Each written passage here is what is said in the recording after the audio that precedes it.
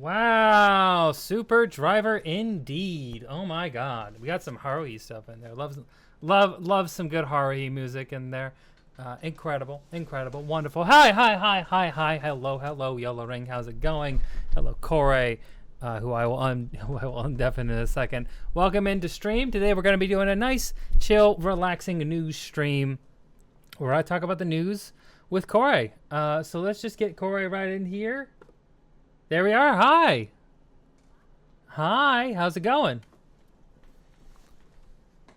That's good. That's good. That's good. I'm doing pretty good. I have slimmed down enough to wear this Cowboy Bebop shirt that I have. So that's nice. That's nice. I feel good about that. But you know, I am feeling good. I went for a 5-mile walk right before stream. I had my last day at work for my break, and now I'm officially unemployed. Congratulations, me! Yay! I mean, you know, I'm fine with it. Yeah. I forgot to take care of a personal affairs. Hope you do jetty till it's done. I need to write a letter turning someone down. Unemployed. Congrats. Yeah. Yeah. Hopefully it's okay. Anyway. Yeah. I'm feeling good. But yeah, today we're just going to be doing some nice, chill, relaxing news segments. So we're going to be talking about the news. Exciting. Everyone, calm down. Calm down, everybody. I know, it's very exciting, and you're all very excited to hear about it. But incredible news, I tell you. Okay, let me just pull this up right here. Anyway, before we get to that here, I will be in a second. Before I get to that, Corey, tell me how you've been. What's the latest news in the land of Corey Corvoucci?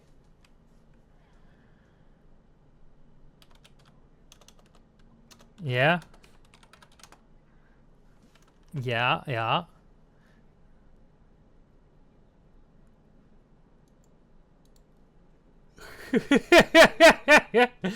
don't want to get inappropriate reactions. Ugh.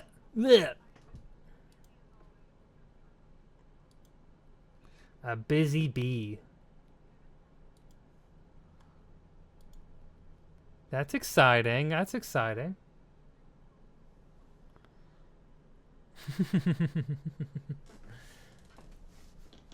Yeah, sure. Yeah. Keep talking. How are you? Why are you? You're not muted though. It's just not showing. It's just the audio. For some reason, my desktop audio is not picking it up. What the fuck? Default. That's weird. Hold on.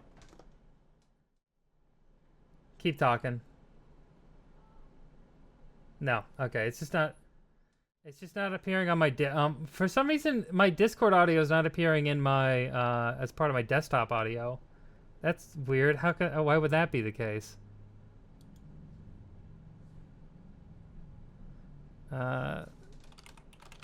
Here, let's try this.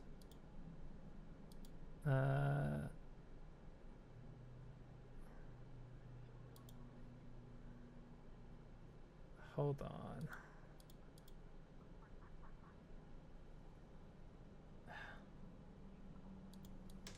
I know. I'm sorry.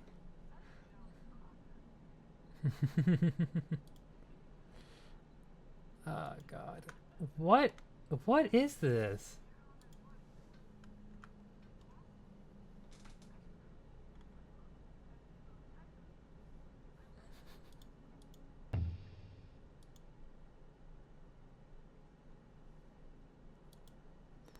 Okay. Well, this is weird. I don't know why maybe it's has to do with this. If I change voice and video, outputs to default. So there should be no problem there.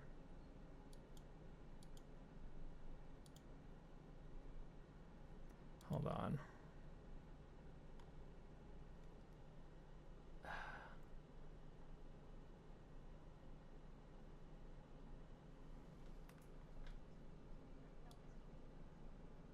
Hmm? Yeah, you are.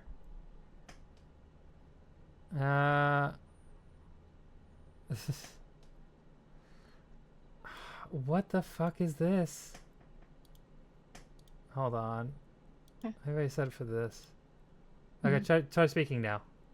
Hello? Okay, that worked. That worked. Fuck this. Oh, God. Fuck. You can hear me. You can hear me. Oh, I had God. to change it to my headphones audio, to the audio that's going to my headphones instead of my default audio for the computer. I don't know why that it's never been an issue before. They were silencing me.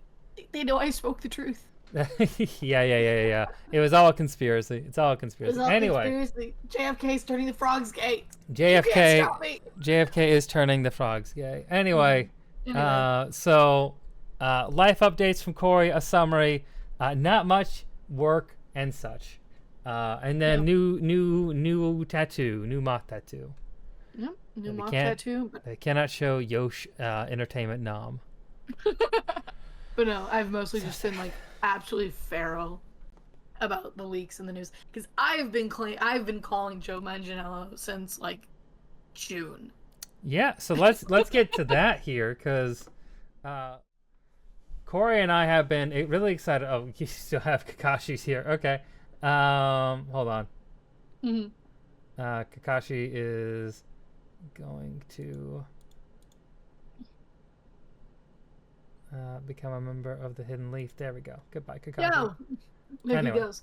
He had to disappear. Anyway, so Corey and I have both been really excited because it was recently announced the actors for Mr. Zero, otherwise known as Crocodile, and Miss All Sunday, otherwise known as Robin. So we have Joe Manganiello, and Lyra Abova. Yeah. Lyra Abova.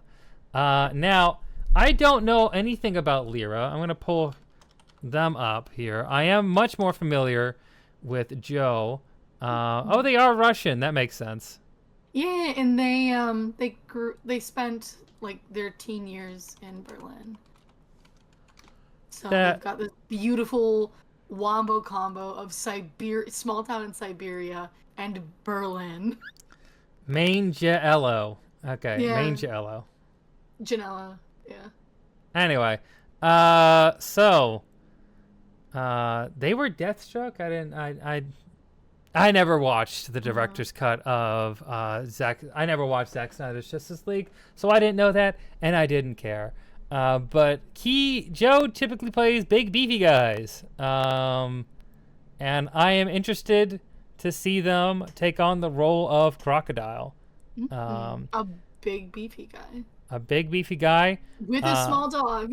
with a small dog. Yeah, Joe has a small dog. I am very. What do you think the over/under odds are that he takes off his shirt, or there is a shirtless scene with him?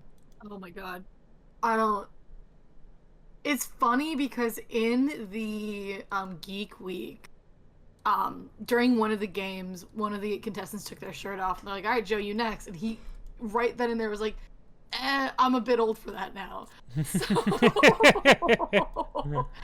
there's potentially less of a chance. God, he's such a charming little Yeah. I think there's less of a chance. What I'm excited about is that because Crocodile's known for rings, I'm wondering if Death Saves is gonna get some new merchandise. That's what I want to know. What's Death Saves? Yeah, so Death Saves is his like nerdy it's his like clothing brand. And they've done collaborations, like they did a collaboration with the Dark Crystal, the new Netflix show. A lot of it's very nerd themed.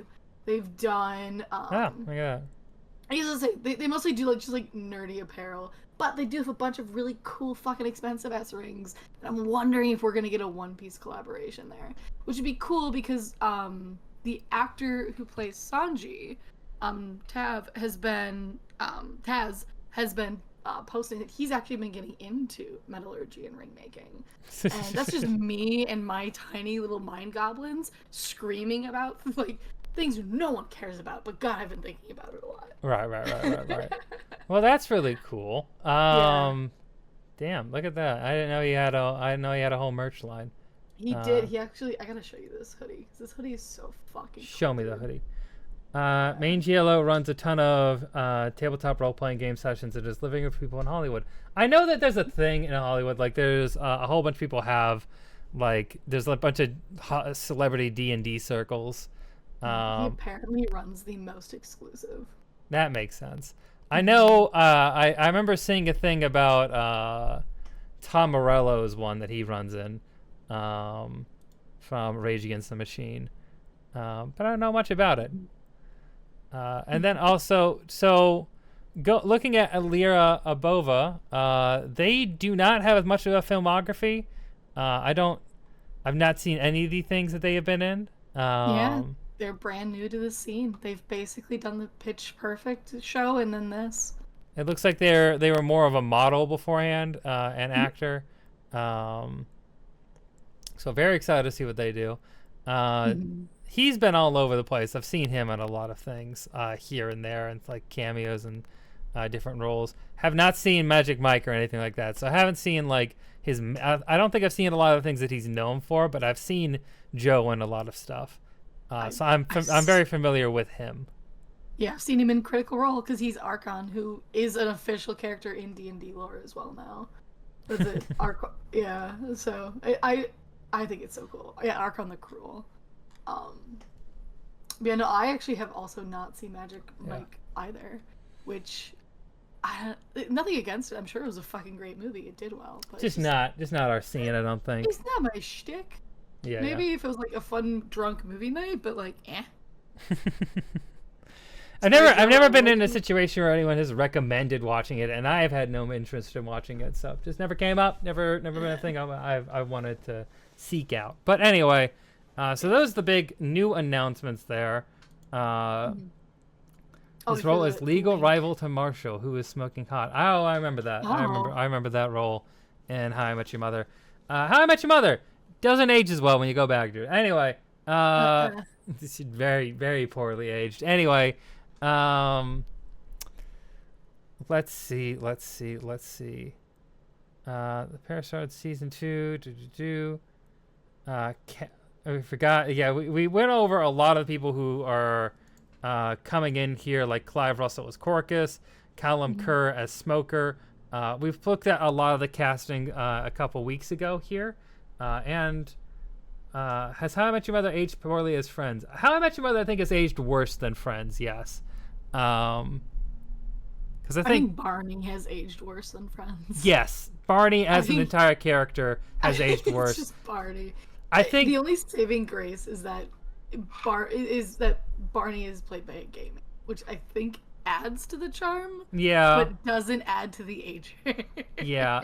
So like, the other thing is that like the whole like Barney's sexism is like a key point in like the actual like story. It becomes like a very key story beat, and also the problem with that is that like they also did like actual merch of like his playbook and all that stuff.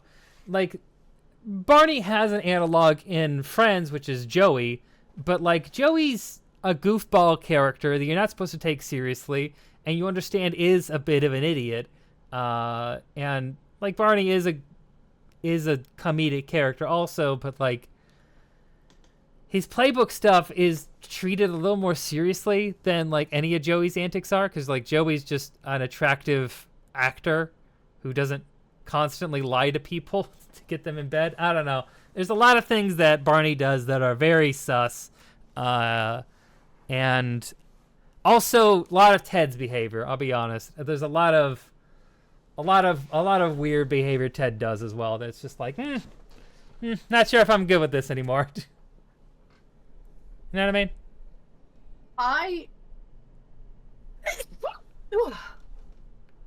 Also, hi. I get where you're going from. I think I would still rather watch How I Met Your Mother than Friends, though. Yes, I mean sure, but I don't have any indication to watch Friends at all. And None. I might watch a few episodes of the beginning of How I Met Your Mother. But I'll watch yeah, Scrubs any day, though. it's like how I feel.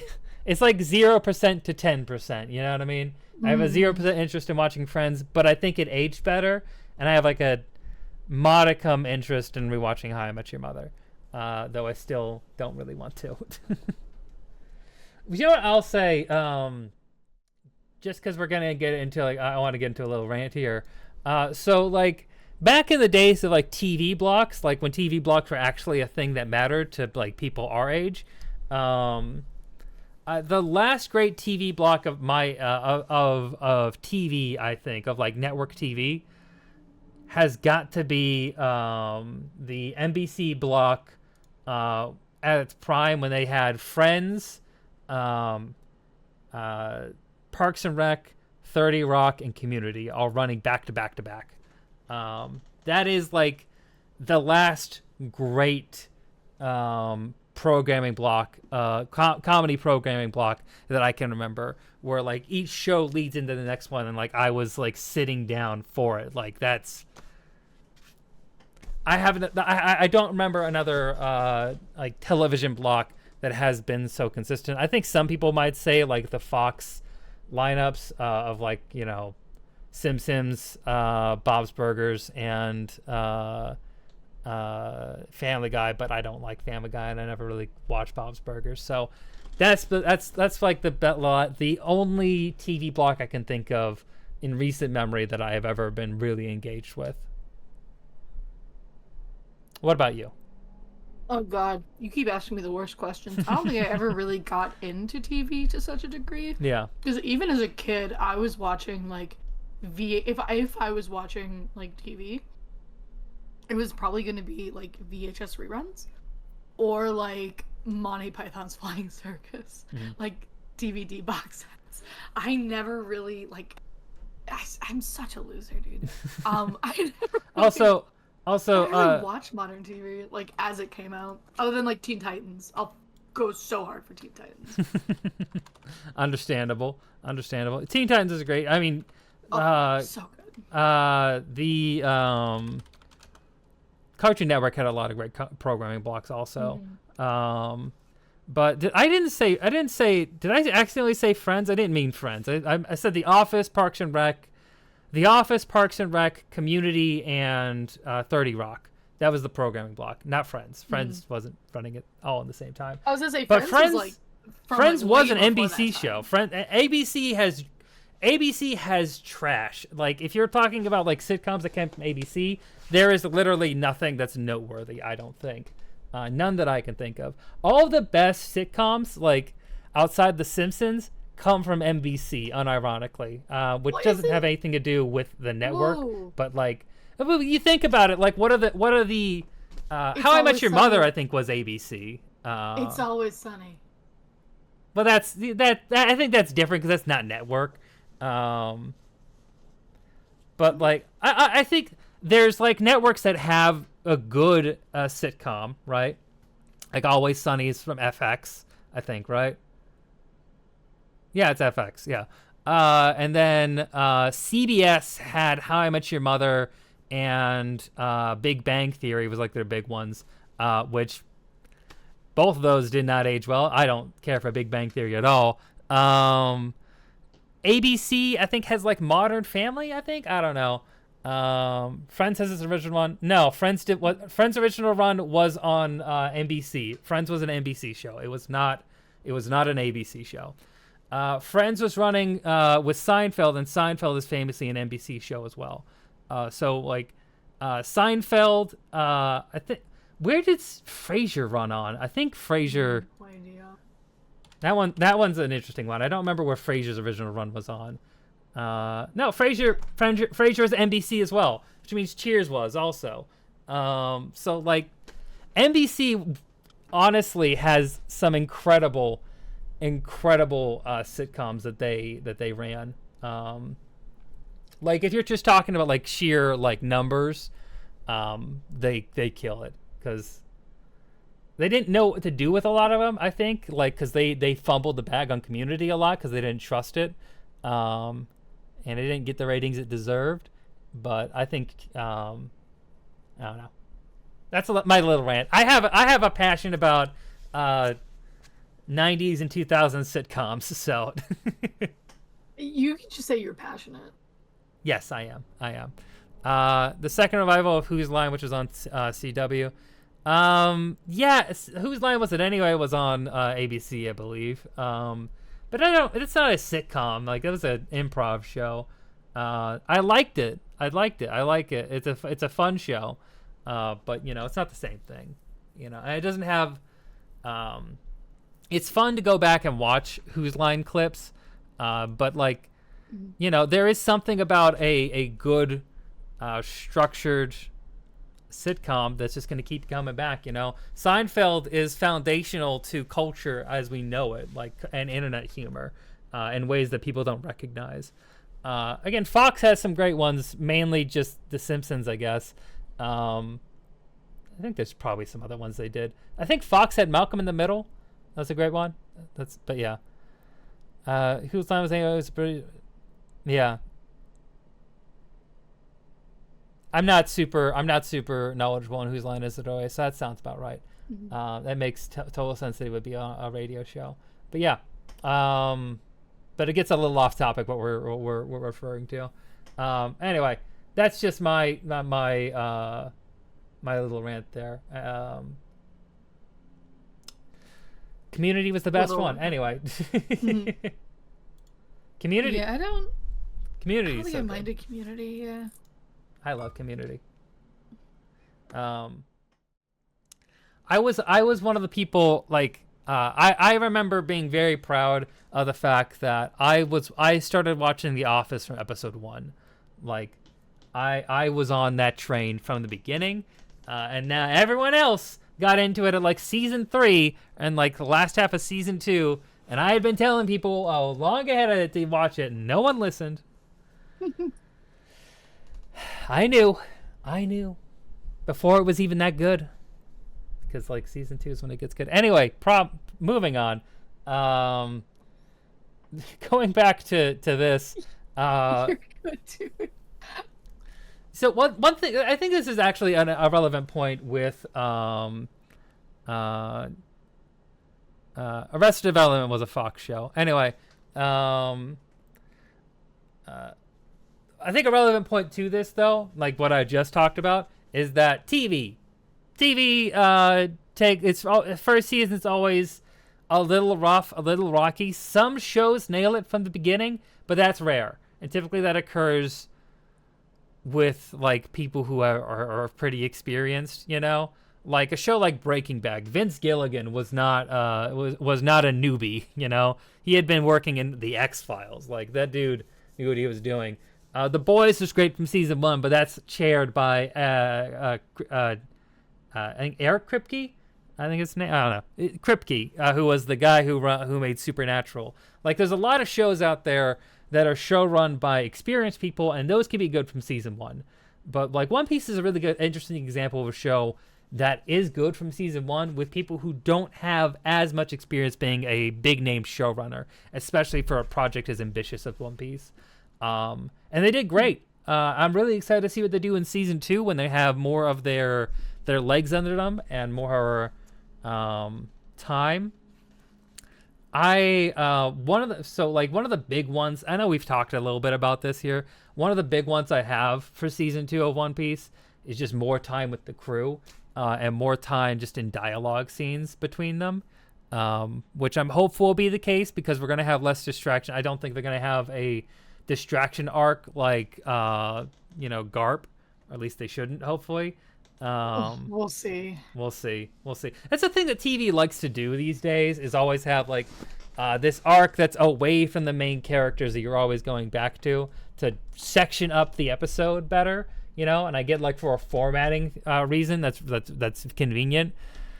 But like I don't want to spend the time on it, there's not I don't think there's as much. I don't think there is a compelling story you can tell outside the One Piece crew that is worth the time it would take, to divert attention from it, from them. Without adding something that is entirely, new. They've already done that though. They've kind of been doing that. They did. They did adding things and changing things. So well, they did that. They did that with. They did that with Garp, but I feel like Garp had a reason for that because, like, you need to. Hi, Nia. Garp at least had a reason to be in there because you did have later Garp arcs that would have been hard to come back years later to like add in randomly. Because like Garp's and Kobe's story is like important for later parts of the series, but like wouldn't fit in its own section, wouldn't fit as like a random throw into different episodes. Because like in the One Piece anime and the manga, you just have chapters of it that are just fully dedicated to that. And you can't really do that for a whole episode of a big budget TV show like this, I don't think. And it would be weird to have it as a sectioned up story in a season where they're not interacting with the Straw Hats at all. So I understand the reason that was done. I just don't see what a similar thing like that could be here, Well, there's so much I could very easily see them doing much more with Baroque works on the side because we saw hints of it in the early parts, and even with like little moments of like you see like silhouettes here or like voices there. I could see them leaning into that a lot more heavily to kind of show more of how Baroque works has always been in the background, where it's just expanding on things that like we already know our habits of the characters, or we already like were referenced like later on in the series as things that they were doing at that time. I could see them spending more time with Baroque works, and I can see them doing this mostly because we've already taken the time to not only have a new scene with Zoro interacting with Baroque works, and now we've seen Crocodile, which like it's the fact that like we're seeing Crocodile and Miss Sunday already, and we haven't even like theoretically we would have seen Ace before we would have seen Crocodile's face. So it's the fact that they're kind of, it feels like they're leaning into having more Baroque Works agents, makes me feel like we're probably going to get some more content there. And like, this isn't even me coming as like someone who's clearly biased towards Baroque Works. I love their content. I'm excited to see what they're going to do with it to kind of expand in depth, like give more depth to the world. Because I feel like early in One Piece, we don't get as much worldly perspective as we do later on. Because the main characters literally don't have the knowledge to have the perspective yet. So to cut in here, I need to Yellowring, don't slander me. Don't slander me. I never said I don't like Joe when did I ever say that? Why are you throwing that in here? That's not what I said at all. Don't say that I don't like anyone. I didn't say that. That was not a thing that I said. And not I think that High sounded very disappointed. It wasn't that disappointed, Nia. Just a little disappointed. Anyway, sorry. Just need to address that. The slander. Anyway, no, but I think I could see them doing things like where they cut to Crocodile more, and him like arranging people like more, because like they did do that in the manga and the anime. Like you did, like especially Little Garden, you have Sanji's talk with Crocodile, and which like I am so looking forward to Taz playing that out. Yeah, so like you definitely, I definitely think they're gonna cut to them at sections, but I don't think it's gonna be as dramatic as it was in season 1, because like every episode had a section that was dedicated, had a couple sections that were dedicated to Garp's story, to Garp and Kobe's story, and I don't feel like I feel like there is scenes you can do with them, but I don't feel like it deserves as much time. Or needs as much time, I should say, not deserves. Because you're going to have a lot of that time in Season 3 when they actually go to Alabasta. And I think more of that time, like, the more of the time they can spend, like, because if you need something to, like, format the show to, like, cut in between different storylines, have those storylines be with different Straw Hats doing different things of the islands that they go to, because they're going to split up a lot. And, like, I feel like that's a better usage of that time. and I think it's needed, especially for before Usopp and for Sanji, because they haven't had as many character moments as they normally would have at this point in the story. Especially Usopp. I don't think Usopp had as strong character moments as. No, he got shafted pretty hard. Yeah. I mean, he had good ones. He did have moments, but they aren't as he didn't get as much time, right? And like part of that's like the way that they completely rearranged Syrup Village, which was good. Like they needed to do that because Syrup Village, as it was too goofy and stupid to work. Barely works in the manga, to be honest. I miss Django though. Yeah, I do miss Django. That was a big loss. 1-2 Django. Yeah, I don't know. It'll be interesting to see what they do. I'm interested to see what they do with it. Hopefully, though, we just get more time with the Straw Hats interacting with each other. Also, I know they're going to do a Brook cameo or something with Brook. I just wonder how that's going to work. Because when they introduce Laboon and they do the flashback, they're going to make sure it's clear that Brook is there. I'm wondering if it's going to be like you see the back of him, like his afro and him playing a violin or something, or if they show an actual person. I could see them not necessarily showing someone necessarily. I could see it simply being that we hear the violin solo of Binks's Brew. I could see it being something as simple as that. That being said, if they're going so far as to CGI Chopper, they may have something cooked up for Brook already. Yeah. I want to see though, but what I mean, well, we're not going to see. We're going to see him as a person, though. We're not going to see Skeleton Brook. No, but like, how do I phrase this? I don't know if they want to go through the effort of having to cast someone this early on for a character. Yeah. Theoretically, may never see. The show may never get that many seasons, versus just like I CGIing the back of a head. Yeah, I doubt they're gonna do that. I don't think they need to CGI anything because he's just an afro and he's just a normal person back then. Because if you're showing Laboon at all, you're going to be showing him Laboon with the I don't remember the pirate crew's name, with Brook's crew, right? Back when he's just a normal person. So they're just gonna have like some actor with a wig and like little hat on maybe, and just have like maybe them in like silhouette or like back of the head, and like they're playing a violin. That's what I think they're going to do. Maybe they'll show someone. That could be a little surprise. We don't know.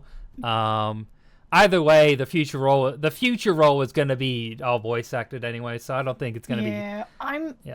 I'm trying to remember though, because I feel like someone talked about the Rumbar Pirates ship was seen though. Yeah, no, we do have confirmation that we do see the Rumbar Pirates ship. It has been made. So we're gonna get something. So I'm pretty excited about that. Yeah. Because like the original time Oda went through it, he didn't. It was just a pretty generic pirate crew. It wasn't the Rumbar Pirates. You didn't see an identity to them as much, and I think it's gonna be nice for them to be able to actually effectively key into what that pirate crew is. They probably won't say who it is. It's just probably just like a quick scene, but I'm looking forward to at least getting a glimpse at the Rumbar Pirates. That'll be fun. Yes, well, Django's subplot to quest across the East Blue and then the Grand Line to spay and neuter all stray cats was great world building, but did not contribute much to Usopp's growth in what limited time the live action show had to offer. We're mixing that up with one of the parodies. I think you're mixing that. I don't think he ever had anything about spaying and neutering cats. I don't remember that as a part of Django's thing. I think they make a skeleton. That would be really cool, just saying. I'm interested to see. I'm pretty sure they're going to do CGI for it, but I'm interested to see what they do for Brook. But yeah. It's I mean, Django's not like a make or break character. You don't need him for the story, so it's fine. No, I just like him. He's a goofy, fun character. He is one of the best parts of that arc. Yeah, and he does come. He technically does come back during Marineford, and I think he's there for Zhao, or like during a flashback during Zhao, or something like that. Yeah. He was, or not. Wouldn't that be the Levely arc? I think technically, but Yeah, Reverie. Yeah. Um. Yeah. I don't know. I'm really excited about the casting overall. The casting so far they've done. I guess the big thing left is we don't know who is playing Chopper. I'm gonna guess they're gonna use the voice actor from the anime. I think that'd make the most sense, right? I would think so. And also probably the cheapest option, to be honest. Sadly. I agree. The only other thing that I could see them maybe doing that would be cool is if there is a young male that ends up playing. Ooh, yeah. Yeah, like they actually have like, you know, like a kid play Chopper. But again, that falls into the issue of like there's no longevity in that, you know. Yeah. But I'm pretty sure Brina Palencia.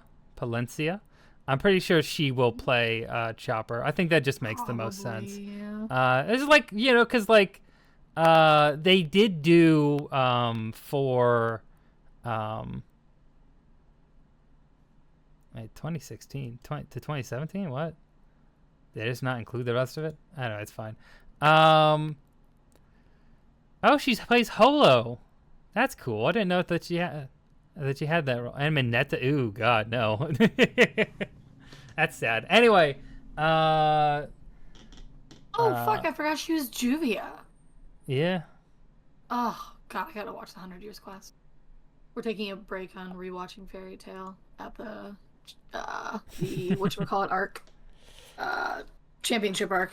I have not seen any Fairy Tale. I'm gonna be real. I'm gonna be real. So good.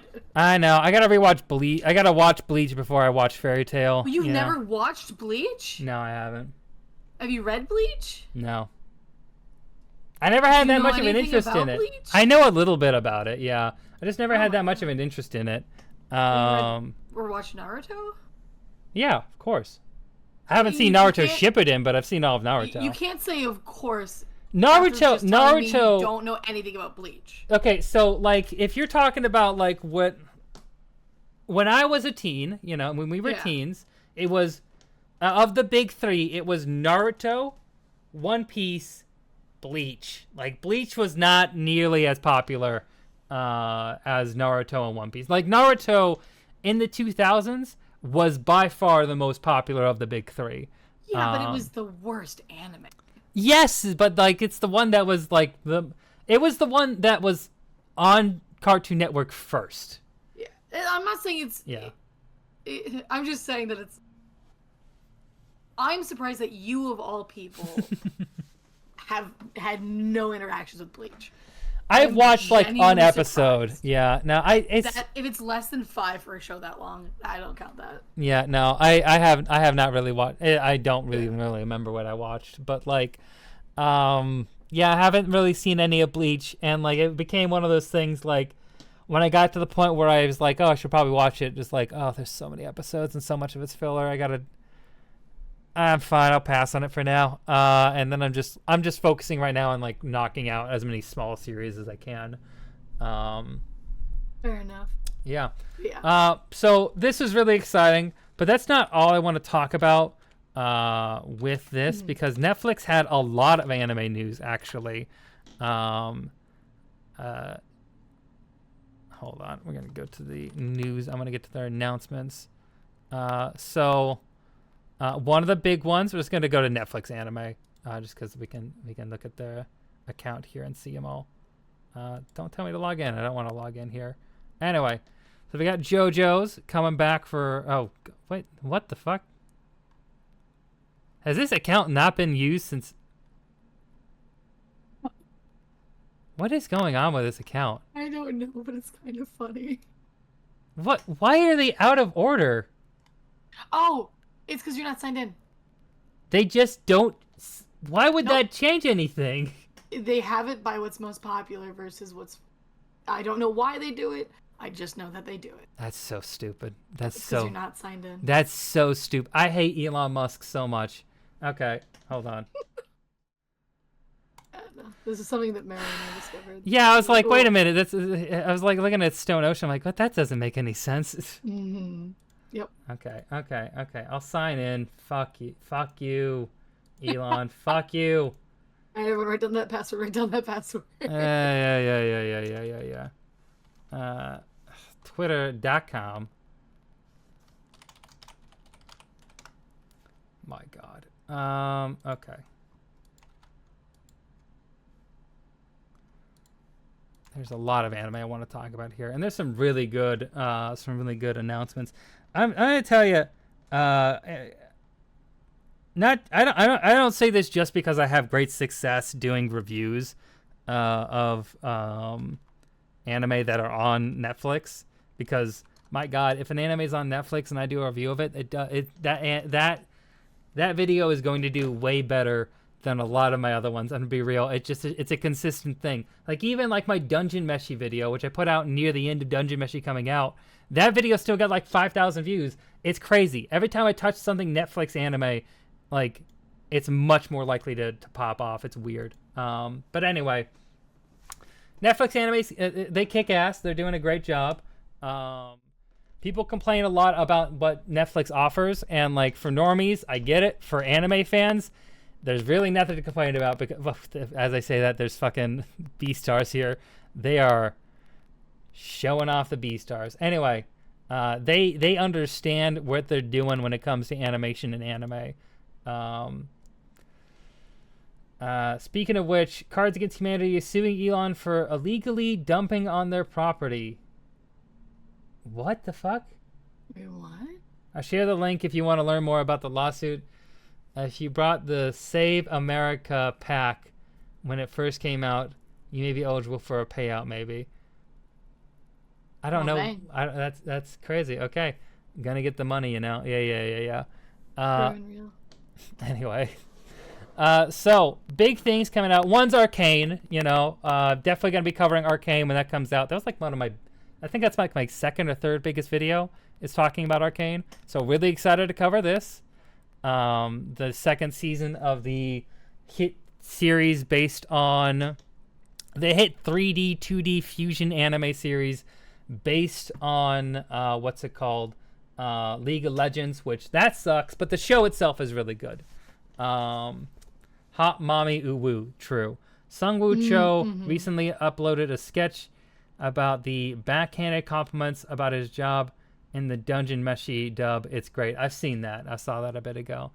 He did such a good job in that, though. He really did. My TikTok of praising him did amazing, but also got flagged because there's mermaid boobies in it. Even though you Not can't see crotch them. shots? It might have been the crotch shots. Let's say we get a lot of Senshi crotch shots. And those were in the clip. But anyway, be sure to check out my latest video on Dungeon Meshi to learn more. Anyway, we also have a Devil May Cry anime that's coming out. I actually want to watch this trailer real quick here because I have not seen the trailer. Damn, censored for boobies, just like Twitch. Shaking my head. I know. This guy. Why is that playing through that audio? What? He's something else. Corey, can you talk? Hello? Hi. Okay, so I don't know what that's about, but okay, fine. Here it is. Maybe that was the problem, was that it wasn't set correct. I don't know. It's fine. Whatever. Okay, let's watch this trailer real quick for Devil May Cry. Mhm.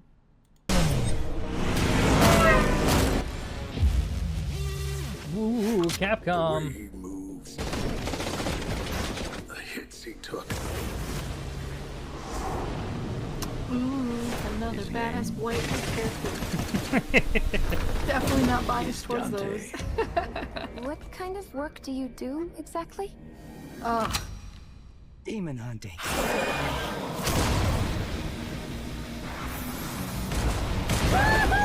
Jackpot!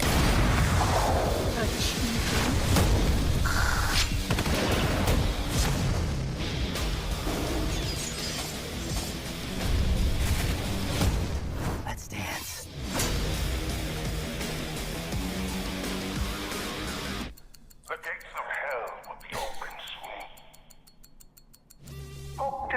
Hard to deny that that does look sick. I'm gonna be real. That does look real sick. And also, if you didn't catch on, that voice actor is Johnny Young Bosch, who you may know from playing Vash the Stampede. Dante does not look like Matt Mercer cosplaying Dante 0 out of 10. Sure. Honestly, no, that's a valid read. Absolutely correct. Here, let's pull up the list because I want to see. Spring 2025 it'd be, I guess. It's not listed here. Oh, I'm wondering if they're even going to list it in these because I don't know if my anime list will consider it an anime. My anime list does this a lot with things that I'm not sure which studio is doing the Devil May Cry adaptation because if it's an American studio, they wouldn't list it here. So let's just see. Crazy Sabikyo Bisco season 2 eventually. One day it'll be here. Maybe. Let's see. Maybe. Possibly. Ghost in the Shell.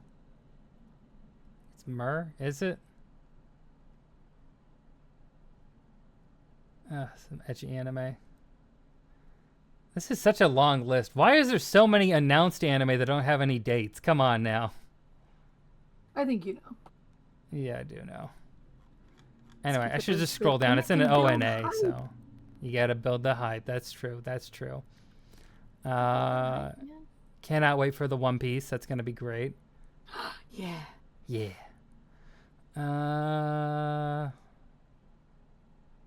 Oh my god, is it just not listed here? I don't think it's listed. Disgraceful. Oh, there's an Escape the Infinity OVA coming out eventually. Oh boy. Can't believe we're getting Escape the Infinity OVA before we're getting a fucking movie I know. for Yuri I on know. Ice. That's super cool and great. That's so cool that they're doing that. I love that, actually. Who owns my anime list? It's a collective, I think. I don't know. Great question. Devil May Cry Netflix.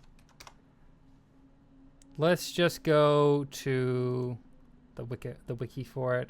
Yeah, Johnny Young Bosch. Okay, yeah, it's Andy Shankar.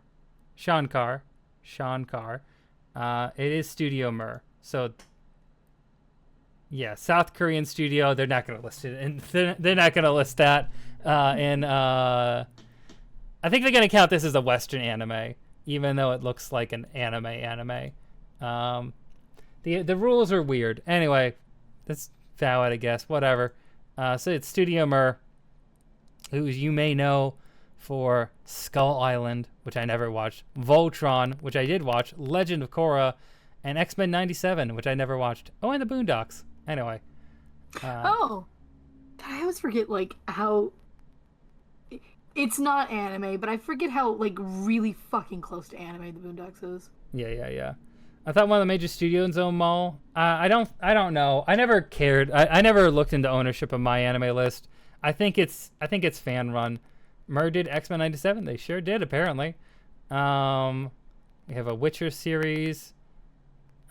Gundam Requiem for Vengeance, a new animated series premiering October 17th. More Gundam. Ooh.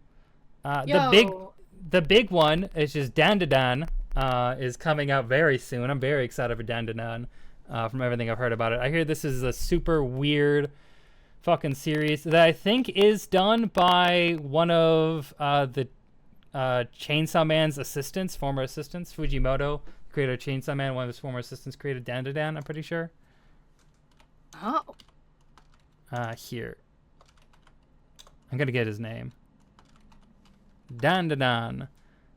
Nope, that's Brendan Murray. It's not at all collected to what I was trying to do. Okay. There we are. Yeah, original creator Dandadan. Worked on Fireball. That's his own original work.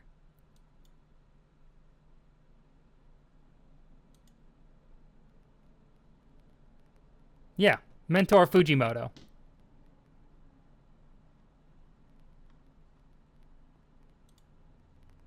Who you would know as the creator of Fire Punch and Chainsaw Man. Anyway, but yeah, this is supposed to be a super weird anime that I am very excited to see. And Netflix has the exclusive rights to this as well. Netflix goes hard on getting rights to anime and also is really good at actually promoting them and releasing them on time, which is important. Notes to Hulu and Disney Plus, you fuckers. But yeah. And also, we're getting a new Cyberpunk anime with Studio Trigger. Yeah, that's right. They released that one too. We're also getting, are we getting a Magic the Gathering anime as well? I think that got I canceled. remember. I'm pretty sure that got canceled.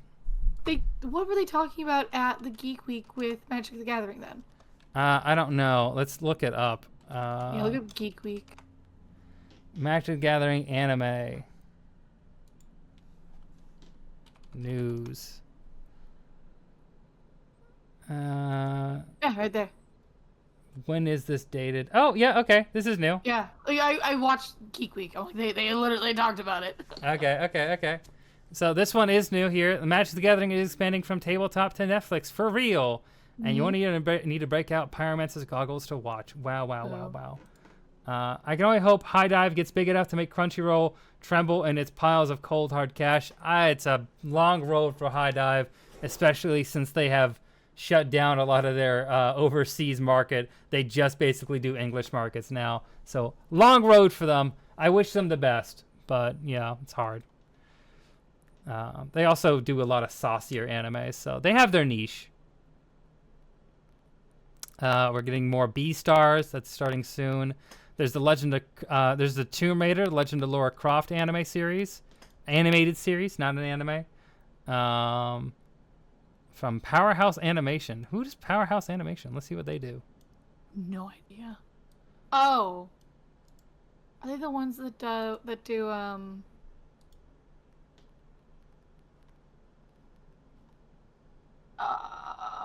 Yeah, they did. They did Castlevania Blood of Zeus and Blood of Zeus. Yeah. I was gonna say it's the Greek one.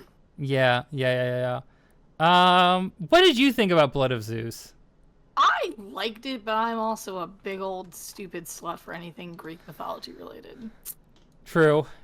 So I liked it. It was weird. It was gruesome. It was bloody, and I was fucking here for it. Yeah, it is a very weird series. This is one of those series that definitely tries to ape anime a bit, but is distinctly Western still, just like Castlevania is. So it's interesting. I don't know how I feel about Magic the Gathering show, partly because Hasbro really treats the consumers like shit. I say this as a Magic the Gathering player and as a D&D player. Yeah, Hasbro sucks, and I mean Magic does have a very solid storyline that I think they can do some good adaptations with. I'll be interested to see what they do, but as long as it gets care and attention put into it and time, very importantly time, then it should be all right. We'll see. I hope it gets a better treatment than the as much as I enjoyed the D&D movie, I hope it gets a bit more love. Yeah. I need to watch the D&D movie. I hear that's really good. It was really good, but it was really good. All clips I've seen of it seems so funny and interesting. But yeah. Again, we got Netflix Animation plus Cyberpunk and CD Projekt Red doing their thing. Yeah, actually, now that I look at it, I'm pretty sure I'm pretty sure I heard it was confirmed that Trigger was involved. I'm pretty sure they are, but we will see on that. I don't see that in this announcement. Maybe they put that in a bigger announcement. And I'm pretty sure I saw other people talking about it, but maybe that was an assumption. So I'm gonna add this in as as a caveat. I'm not sure that Trigger is involved. It isn't. I mean, Trigger would, I think they would do it again, but there's not a confirmation of that here, at least. Hi, Oinkers, how's it going? I'm very excited for the new Arcane season. I think that's going to go well. And also Sakamoto Days. Heard a lot about that. Yeah, I have too. Though. 坂本太郎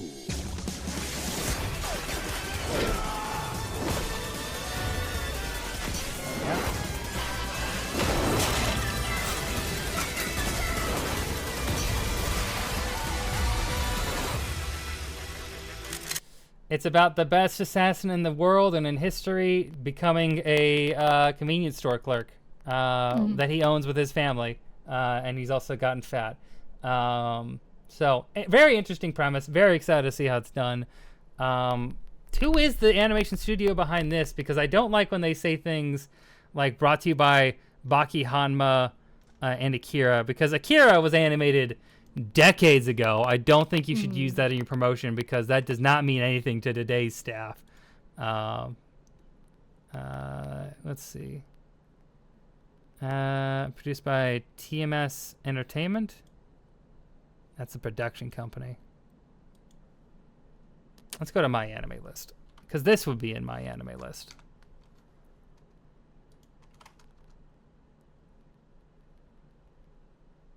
Right? Well, I would think so. Well, especially if they're saying it's made by the people who made Akira. Here it is. Yeah. Okay. Yeah. Studio is TMS Entertainment. So what is TMS known for recently? Let's see.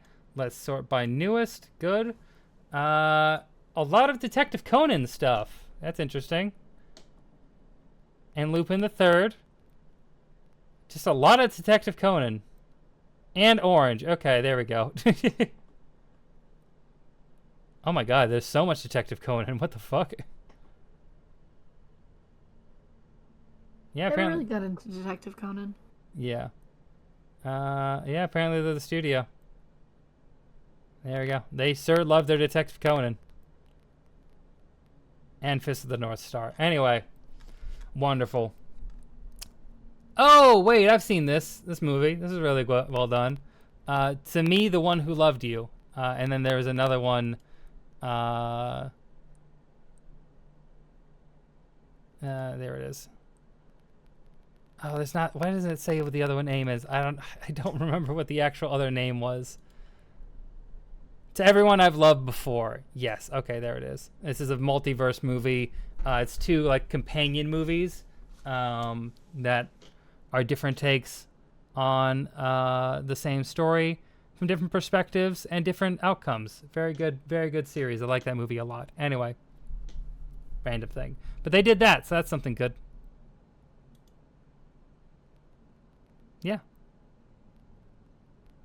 How do you feel about that?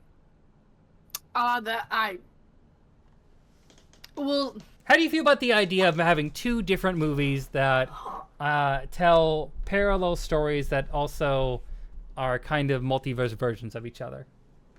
I mean, if they're good stories, I'm inherently into it.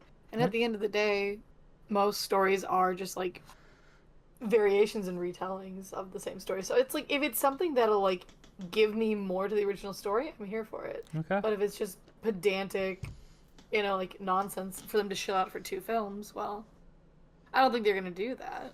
They did not Because do I that. don't think- This is on Crunchyroll. It's out. You can watch it. It's good. Yeah. It's good. It's a love story, kind Oh, I of. don't want it then. I have not been into the rom-com. I have not been into the romances lately. People keep Really? asking me to watch. I go through phases Okay. where That like makes I'll sense. be really into it, but the last good like romance one that I really enjoyed was the cosplay one. What was it called? My Dress Up Darling? Yeah, Yeah. that one was cute. But other than that, like I've tried to watch a bunch of other ones. Like, what was the one that you kept on asking me to watch? To Love. It's the one video you did. Which one? It's the girl with the red hair. The red hair. Man, this is gonna bug me. Oh, is it Romantic Killer? Yeah, I did not care for it. Really? Okay. Did not care for it at Wow. all. Okay. That's a take. Let's hear it. No, well, I didn't like it. I did not like it. Didn't It like was a Romantic romance. Killer. No, it was. I didn't want to deal with anything with that kind of like. It was a rom-com, and it was everything I didn't want to read.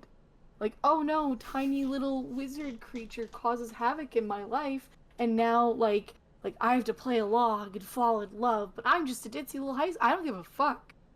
That's Like, not what I'm sure happens. Huh? That's not what happens. I could not get through the first episode. That's to be not fair. that. Trust me, that is not how it turns. That's Oh, not how it that's plays fine. Is it a romance? out. No, it's not. Oh god. It's not an actual No. romance. It does not turn into actual romance at all. I doubt I'll finish it, but no, I couldn't stand the first like 5 minutes of it. It does. It's not a romance. It really isn't. It's I a hate the character It is Riri. strictly a comedy. Is Riri there for the entire show? Yes, but less so. I could not stand that character. Sorry, man. If you can't Maybe stand it, in a that's couple- that is what it is. but Yeah, maybe in a couple years I'll give it a shot again. I've given other anime shots again, but like, Yeah, no, those are the vibes I got, and I'm like, I will not. it is. The thing that's good about Romantic Killer is that it sticks to its premise, which is that it is not a romance, and she does not want romance, and that is consistent throughout the entire story. Like, she's not for falling in love with people, and she doesn't. Like, spoiler alert, she doesn't. That's not what the story is. It is Yeah. more so comedy focused, with like one serious episode, but that's it. Yeah, no, That's a I've good just been episode, watching- but yeah. I've just been watching more serious anime lately, so it's like, with the exception of One Piece. Yeah. One Piece I is mean- the one non-serious. One Piece can be serious. Yeah, when One Piece is serious, they talk about war crimes, though. Yeah, it's great. Anyway, Corey, have you seen Kaguya-sama Love is War? Ask Oinkers.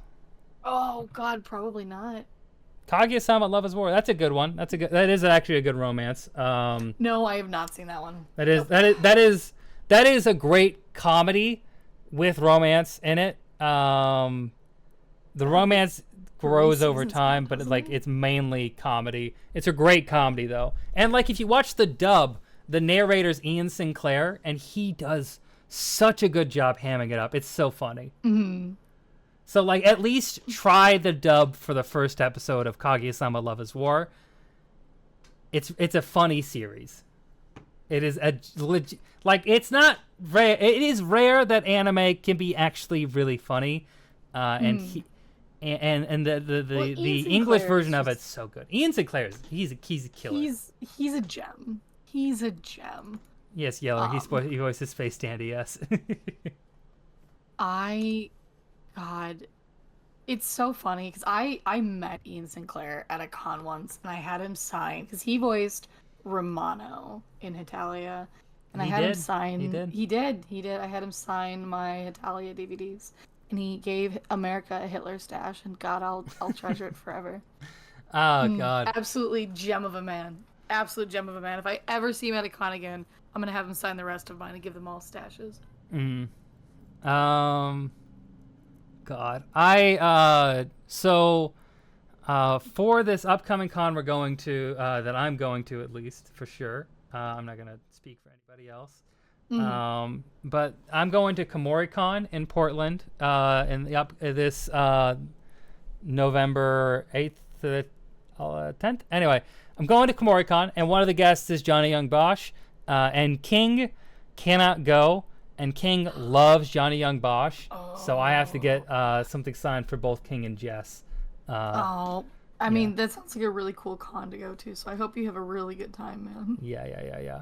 I also like how Ian Sinclair takes the exact opposite approach to the Japanese narrator, who voices everything dead seriously. The English narrator is along for the ride like the rest of us, and slowly loses his mind with the rest of us. It's a very different take, which, like, that's a thing you have to do in comedy, because, like, you're translating comedy into, like, for an American audience, and, like, if you just try to do it straight, like, a lot of Japanese comedy wouldn't work in an English to an American audience like that. Like, it just doesn't land the same way. And also you have to translate things that just, there's so many jokes that you'll get. If I tried to watch Bobobo in sub once, impossible. Because there's also so many jokes that are not localized that I don't understand, because there's such like deep like Japanese, like 90s Japanese pop culture references that I would have no way of knowing. So like the important job that English dubbers and localizers do is underrated. And yeah. Agreed. Yeah. Anyway, Oh Yeah. god, hold on. Speaking of voice actors, really quick, I have to. So my favorite Ghibli movie is Castle in the Sky, yeah. and I haven't watched the Japanese version. Christ, probably in at least 10, 15 years. Like it's been many a year since I have seen the Japanese version. Rewatched the Japanese version the other day. Guess which goddamn motherfucker voices one of the main. Actually, are you familiar with Castle in the Sky? Yeah, of course, I've seen it. Yeah, I've seen Okay. I've seen all of Miyazaki's movies, except for Boy and the Heron, which I have on that table right Oh, there. I I need to- bought it a couple days ago. I'm gonna watch it when I'm gonna watch it this weekend. I gotta watch it. But yeah, guess who fucking voices Pazu that I didn't see coming? Who until I got voices him? Sideswiped. Fucking Mayumi Tanaka. Luffy. I'm sitting there and all of a sudden I'm like, oh, the Japanese version, because I got the Max Hulu Disney bundle. I'm like, oh fuck yeah, I'm gonna take advantage of this. Sitting there cleaning my room and all of a sudden I hear Luffy's voice. I'm like, I didn't put on One Piece. Looks over, sees Pazu open his mouth. And I'm like, Oh, excuse God. me? Yeah, my that's God. always really weird. Also, I prefer Fullmetal Alchemist Brotherhood. My third video on my YouTube channel is actually about me saying that. I love Fullmetal Alchemist Brotherhood, and I have problems with Fullmetal Alchemist. Robert Pattinson is in the of Yeah. Dr. Stone? No. And The Boy and the Heron. Oh, got it. Boy and the Heron. He's the Heron. Yeah. Oh, he's the Heron. Yeah. Okay. He does a silly voice. Robert Pattinson loves doing roles where he can do a silly voice, and he's amazing in them. He's a silly guy, and people gotta remember that. Oh my Wasn't God. it like the 2016 like some movie choice awards where he went and made out with Tyler Lautner? That sounds like something he Taylor would do. Lautner? Taylor Lautner, yeah. He like goofs about kissing. Yeah, no, look that up. Like in your free time, folks. It's very funny. Him and Kristen Stewart goof about kissing. She's like, yeah, no, I'm not really into it. He's like, it's okay. I know someone that would appreciate my kisses. And she's like, friend to him. No. So he launches into the crowd and like goes and like tackles Taylor Lautner and just like grabs his face and just full smooches him. And I didn't think it was real until you pull back and you see Taylor like kind of like having like touching his lips and blushing, and I'm like, what in the British nonsense? he is a goofy guy. We're gonna that's actually, speaking of Robert Pattinson doing silly voices, I'm really excited for the new Bong Joon-ho film, Mickey 17, starring Robert Pattinson. Let's watch this trailer real quick because I'm really excited about this movie. And I don't talk enough about movies because I watch a lot of movies and I like movies. But I don't talk about them as much because I have a set audience already. So let's watch this. Hi, Mickey. Are you experiencing any vertigo? I guess I am feeling a little dizzy. Oh, wow! Did you see that? Now, I wouldn't be surprised if you're thinking at this point, what have I done? Nothing was working out, and I wanted to get off of Earth. You're applying to be an expendable? Yeah, You read through the whole See, he's got a silly voice. I should have read through it. Once you die, we'll print a new version of your body. They made me work my ass off on one mission after another. Every time you die, we learn something new, and humanity moves forward. Oh, he's alive. It's fine. It's fine. Mickey! It's not looking very good for you. Yeah, no. I'm sure you're used to it by now, but what's it feel like to die? Even on my 17th go-around, I hate dying.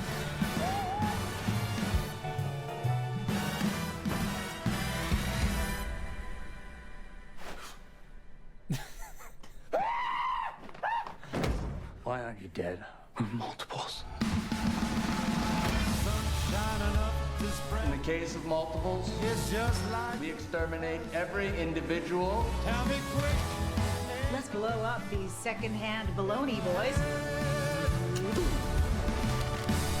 Why don't you guys do rock, paper, scissors? Bong Joon-ho loves Steven Yeun, and I appreciate that because Steven Yeun's a treasure. He needs to be in more movies. Great actor. Just gonna say that. Also love that Mark Ruffalo's in this. This gives me a lot of Brazil vibes. There's like a very dystopian capitalist future going on here. Obviously, Bong Joon-ho is great at doing that. As you can see from Parasite and also Snowpiercer, two incredible movies by him. But this is definitely picking up on all of that in a sci-fi future with a big budget, and I'm so excited for it.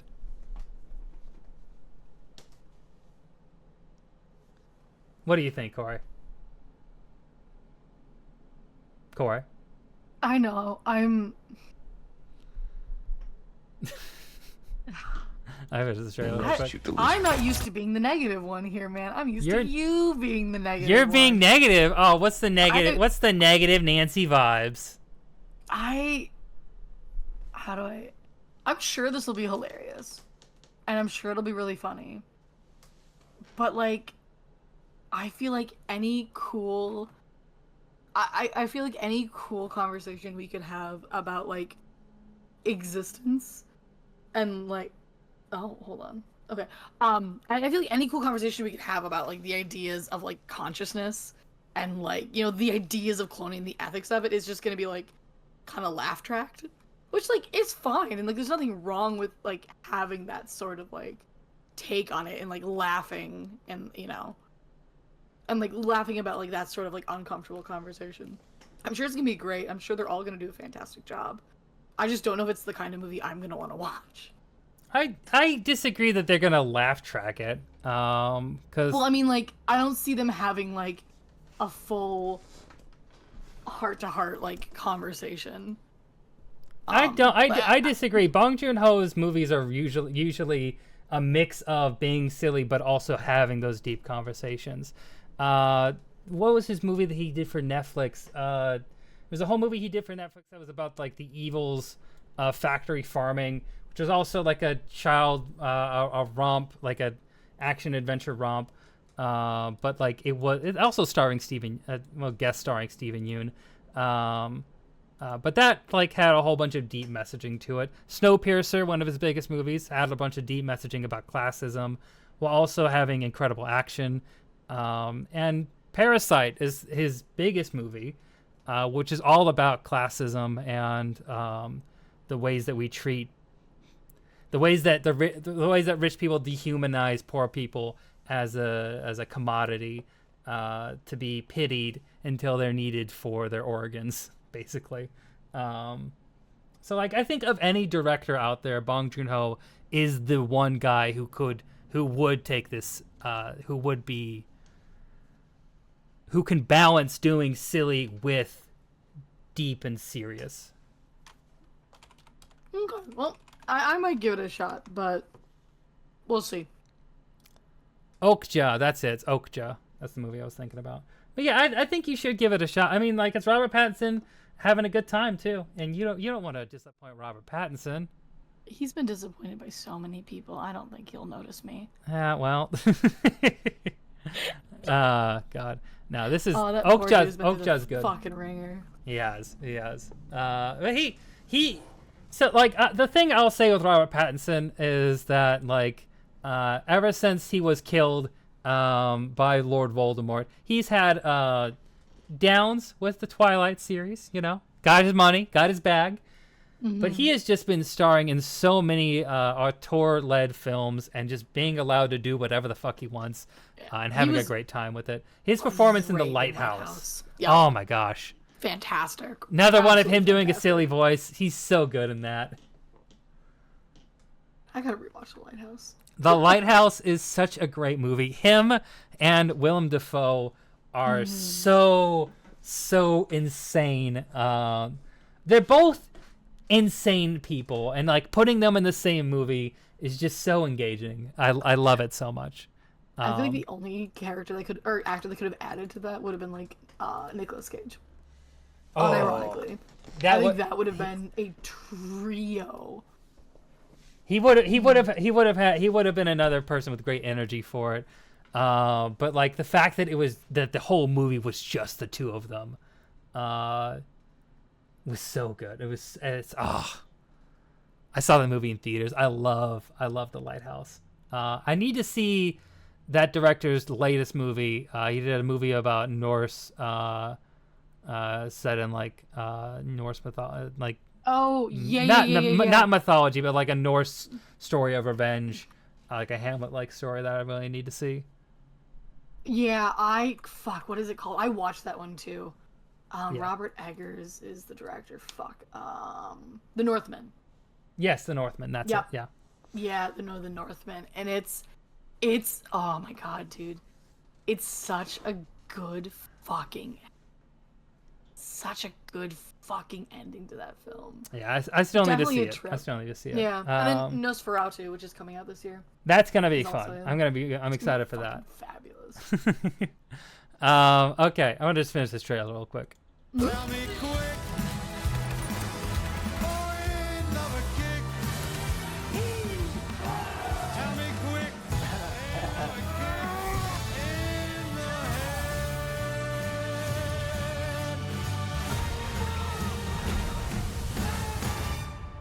I don't like you. But I'm you. I'm not you. I'm gonna kill you. Tell me quick. This is so exciting.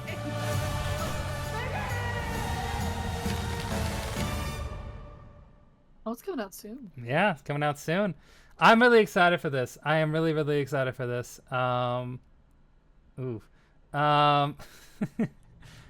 Anyway, you're an Umbrella Academy fan, right? Never seen it. Okay.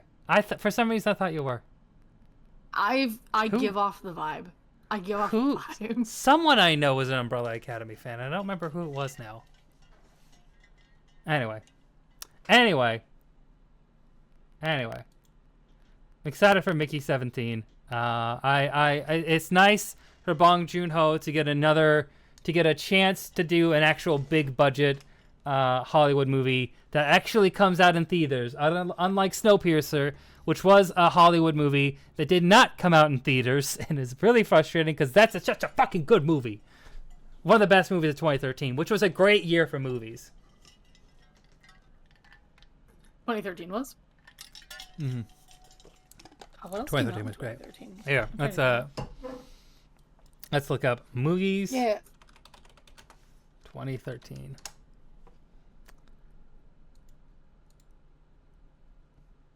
Oh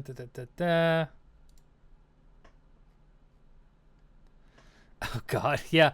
The highlight was, of course, Frozen, everyone's favorite movie. Oh yeah, no, people lost their minds over that. Oh my gosh, so the blockbusters are pretty mid. I'll be real.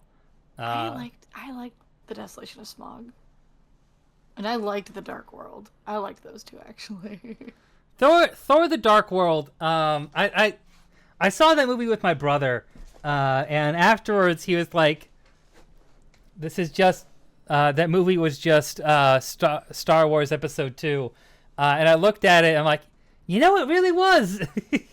There's a whole because like why I liked it because you had Natalie Portman with a long-haired man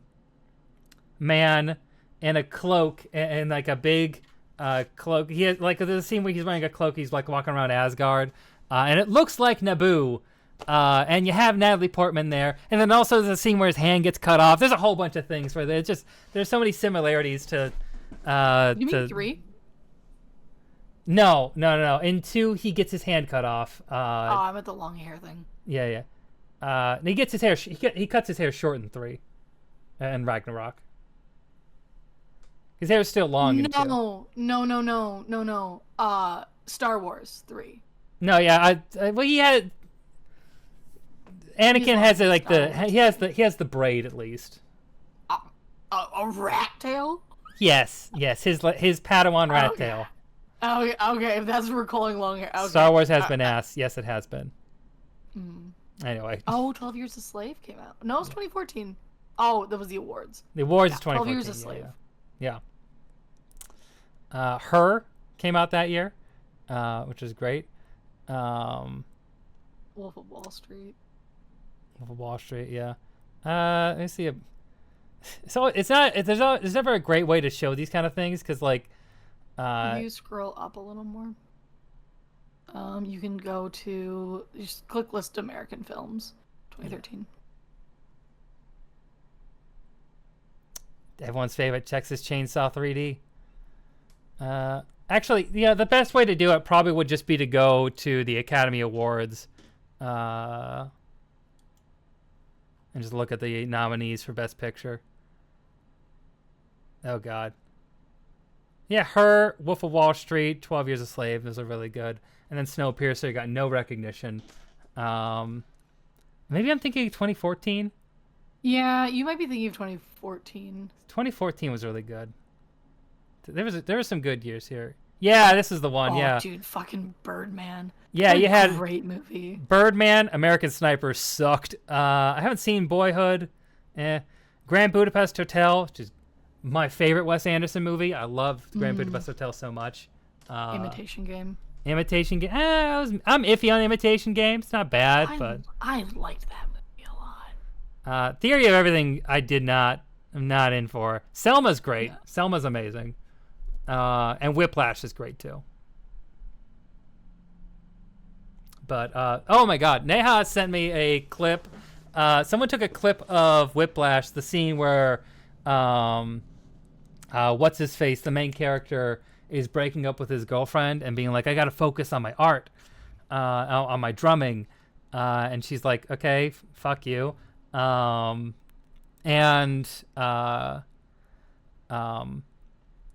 Neha sent it to me. She's like, this guy's an asshole. This whole clip's this guy's just being an asshole in Whiplash. And I'm like, yeah, that should be the point. But the reel was captured when you have to focus on greatness. And I'm like, fuck. There's such a common thing with Whiplash where people take the wrong message out of it. Because it's supposed to be a story about how focusing on all of your, focusing on like your passions like this will leave you bitter and alone. If you put your entire life into this and don't invest in other people around you, you'll end up like J.K. Simmons in that movie, a bitter, alone person who everyone hates. And that's what the main character does. And like no one gets that. They just think it's supposed to be an idealistic story of how you have to overcome people around you and cut off other people to be great. It's like, no, that's not a good no, message. it's about who you bring with you versus like who you cut down. Yeah. So J.K. Simmons is amazing in that movie. Yeah. And then Birdman was great. Birdman, I think, is a movie that I don't think we talk enough about Birdman. I don't think people know how to talk about Birdman. Yeah, they really don't. I don't know if they know how to talk about that movie, which is fine. Like I feel like it's something to experience. Like there's some films that you should just like live through and not necessarily talk about. Koyaanisqatsi is one of those films where like I don't know if I could actually sit down and talk to someone about like all the themes and elements in that movie. Like I could tell you it's about, like the balance between humanity and nature, but like that's a movie that you just kind of got to sit there and like experience, which I fucking love those art level films so much. I love those. That's a great movie. I love that one a lot. God, it's good. Tales of Princess Kaguya also came out here. Which I think was How to Train Your Dragon 2. Yeah, How to Train Your Dragon 2 was really good. So good. How to Train Your Dragon series is way better than I expected it to be. Have you seen the shows? I haven't seen the shows. No. The shows are good. Yeah, I don't. What are they on? Like, what service are they on? They were on Netflix. I don't know where they're at now. Yeah. All right. It is. It is crazy. Yellow Ring pointed this out here. Crazy that Tale of Princess Kaguya got nominated and lost to Big Hero 6. Gonna be honest, dude. Ever since How to Train Your Dragon lost to The Social Network for soundtrack, I have never forgiven or believed any of this fucking Academy Awards bullshit. No, it is all bullshit. There was one year. It's a popularity contest. There was one year where A Silent Voice could have been nominated, but lost to Boss Baby. No, it's not fucking worth it. And like, I'm not here to shit on art. Like, you know, art is good and valid, but like, there is reason to shit on the Academy deal with- Awards. You don't need to. You don't need to I respect. don't want to deal with good films being consistently shat on over because, like, I don't know, we got to see another smug DreamWorks character. Like, Poop on the Two Strings lost to Zootopia, which, like, Zootopia wasn't bad, to be clear, but like, I feel like if we're going for animation, wouldn't you want something that's just like, I don't know, a little more I don't know, cool? I think that was one of those. Good. Coco did win that year. Coco. Over Boss Baby. Okay, yeah. The fact that Boss Baby was nominated was crazy. Coco won. Yeah. Oh, that was a good call. The Breadwinner was good. This is a really good movie. Also, it was good. Yeah. Yeah. Godzilla Minus One deserved far more Oscar noms. I mean, it got a few. You know, that's what. It at least had that. I need to watch Loving Vincent. Loving Vincent seems crazy. Like, I'm not gonna shit on art, but like, they're up their ass. It's just who do we give trophies to? It's stupid. Yeah. Not a lot of it. There's a lot of politics that go into it. But I don't know if you saw my message, but I do have to run. I did not see your message because I don't have. You also didn't see the link I sent you then a while ago. Yeah, no, I didn't because I don't look in this place. It's very hard for me to see it. Where do you want me to put it? Ice Cave. Okay. Just if you have something to post, just post it there because I'll see it more often on stream.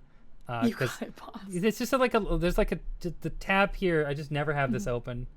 But yes, if you gotta run, that's all good. Sorry, a phone call came up, guys. You're all good. I'm gonna just wrap up. I'm gonna be wrapping up here shortly. But thank you very much for joining, Corey. Oh fuck yeah, dude! I will give Mickey 17 a shot. Yes, please do. Please do. Salute for you, champ. Please also give the next thing we're going to talk about, Dead Demons Destruction. Give that a shot as well. Do that. If you can type that out for me, because that's a lot of syllables that I'm not going to remember. Yeah. But yes. Yeah. I'll DM it to you. Fuck yeah. All right. It's been a pleasure as always. Hey guys, you should check this guy out on YouTube. Check out his reels. You should check out his socials. Oh my god. Check him out. He does really cool stuff. He does really cool stuff. God damn it. He does cool stuff. Watch his videos. But I'm going to head out. Good night, everyone. Thank you. Don't behave. Burn the house down. Thanks, Corey. Become ungovernable. Okay. Anyway. Okay, so Dead Demons Destruction. This is a it started as it's based on a manga. There was a movie. It was like the first couple episodes, like a special event thing. That was the first couple episodes. But we're gonna ignore that for now and just focus on the actual series. Just 17 episodes, odd number, but yeah. Anyway, so Dead Demons Destruction is it just finished airing today. But it is a anime series that's been airing that is totally based on basically it's like what would happen if an alien mothership appeared above Tokyo, and the fallout from that over years and years and years. This is a story that is told in a very non-linear fashion. And focuses on two main characters, Oran and Kadode. Who are both two girls who are growing up. They're like at the end of their high school experience, beginning of college. It's a very interesting story of them growing up in a world that is not a post-apocalypse, but is crumbling into one slowly. But let's watch the trailer for this real quick.